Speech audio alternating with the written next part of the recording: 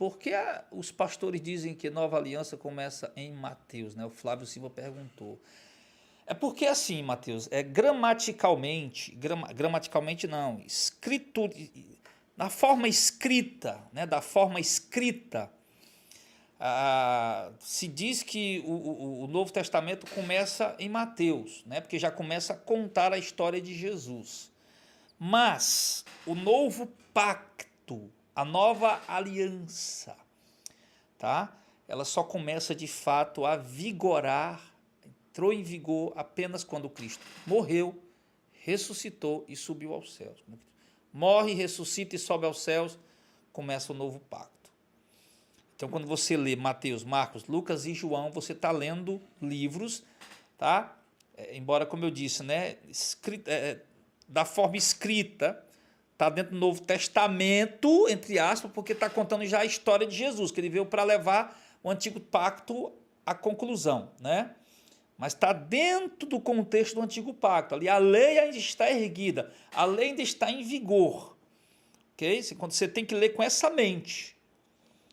Aí, a partir do momento que você começar a ler o livro de Atos dos Apóstolos, que também é um livro histórico, aí você vai começar a ver ali o desenvolvimento da igreja, os conflitos dentro da igreja, internos e externos, a luta ali, a própria igreja confusa um pouco ali em relação a certas doutrinas, a certas coisas que precisam manter e não manter, tá? Você vai ver alguns ali eles debatendo sobre essas questões, organizando isso, você vai ver as viagens missionárias, vai ver o avanço da igreja, o desenvolvimento da igreja. É quando você for ler já as epístolas, né? 1 Coríntios, 2 Coríntios, Romanos, Gálatas, Efésios, Filipenses, se for ler as epístolas, aí você já vai ler as epístolas já entendendo que eles já estão ensinando a doutrina do novo pacto, né? A doutrina da nova aliança, tá bom? É isso. E claro, respeitando as questões exegéticas, hermenêuticas. O que é isso? Se for ler aqueles textos, você tem que entender. Não, ele estava escrevendo para a igreja de Corinto. Então, tudo que está aqui escrito para a igreja de Corinto, a gente tem que aplicar para nós hoje, né? Aí você tem que entender, certo? Quem escreveu, por que escreveu, para quem escreveu, por que escreveu. Então você tem que entender a situação que estava acontecendo ali, porque ele está falando aquilo. Então vai ter coisas que eram de cunho cultural, por exemplo, aquela questão do véu, né? Que o apóstolo Paulo diz que as irmãs da igreja devem usar o véu, tá? Devem manter o cabelo crescido e usar o véu. Por que Paulo coloca aquilo? Exatamente por conta das quase 1000 prostitutas que adoravam a deusa do amor, que sempre eu esqueço o nome dela, tá?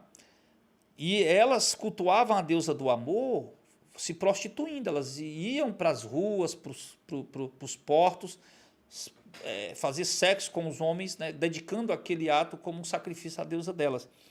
E essas mulheres, elas rapavam a cabeça, elas chamavam de sacerdotisas, discípulas, elas rapavam a cabeça. Então, para as mulheres de Deus não serem confundidas, não só as mulheres de Deus, mas as mulheres da sociedade mesmo, que não compactuavam aquele tipo de culto orgíaco, né? Então elas não tinham que manter o cabelo crescido para não serem confundidas, né? Então aí você vê ali uma questão que você tem que entender isso. Essa passagem aqui: nisso conhecereis o Espírito de Deus. Todo espírito que confessa que Jesus veio em carne é de Deus. Todo espírito, ou ser humano, né? Que não confessa que Jesus veio em carne, não é de Deus. Então, quer dizer, se você falar em 1 João capítulo 4, verso 2, João está dizendo, todo espírito que confessa que Jesus veio em carne e osso, esse é Deus, é de Deus, esse aí é de Deus. Pronto. Quer dizer, se nós formos aplicar isso aí para a igreja, literalmente ao pé da letra como está lá, a gente vai cometer um erro. Por quê? Porque hoje todo mundo, toda religião, evangélica, católica, espírita, que professa a fé em Cristo, né? Acreditam que Jesus veio em carne. Ó, a irmã Arnaíde Brandão aparecendo aí, isso, Afrodite, obrigado, Arnaíde, Deus abençoe a senhora. Madalena Dias também, Deus abençoe a senhora, um abraço para o Robertinho aí. Então observe. Então você vê o apóstolo João falando isso aí. Agora, hoje, nós não podemos aplicar isso hoje. Por quê? Mas então por que ele falou, pastor? Todo espírito confessa que Jesus vem em carne. Você lembra que João, tanto no Evangelho de João, como em 1 João, João fala muito, o verbo se fez carne, habitou entre nós o vimos, nós o tocamos, nós comemos com ele. Por que João está enfatizando falar isso? Porque as 3 epístolas de João, inclusive também o Evangelho, tá? Foram escritos para combater, né? Principalmente as epístolas, né? A primeira epístola, o Evangelho de João também, ele combate o gnosticismo docentista. E o que é o gnosticismo docentista? Os docetas, né? Gnosticismo fala de conhecimento. Eles acreditavam que para ser salvo tinha que ter um conhecimento especial, tá? Um conhecimento que Deus deu somente a um determinado grupo ali, os gnósticos. E entre os gnósticos tinha uma linha de raciocínio que falava o seguinte, que Jesus não veio em carne. Jesus não veio em carne porque a carne é totalmente mal, ela é caída, ela é ruim, então não tinha como Jesus ser Deus e ser santo e não ter pecado tendo vindo em carne. Então Jesus ele não veio em carne, ele era apenas um espírito. Ele tinha apenas aparência de um corpo material, mas ele não tinha um corpo material, não podia pegar. Ele tinha apenas a aparência de um corpo material, ele era um espírito. Então essa heresia ela foi a principal, ali do final do 1º século, no período apostólico, tá? Para o começo do 2º século, ela foi muito difundida e confundiu a mente de muitos irmãos, e por isso que João ele está sempre tocando nesse assunto.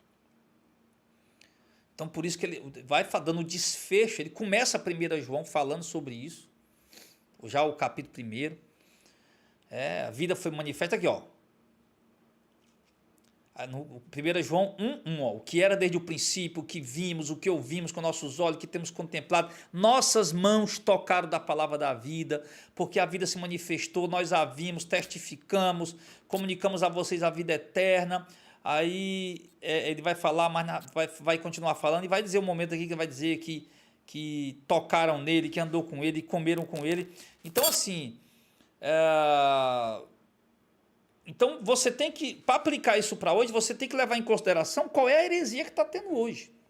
Então, quem não confessa que Jesus veio em carne não é de Deus. Então hoje eu não posso dizer isso, que todo mundo confessa que Jesus veio em carne. Então eu tenho que pegar uma doutrina que está sendo deturpada hoje, para dizer que quem prega aquela doutrina, ou quem nega tal doutrina, não é de Deus, né? É isso.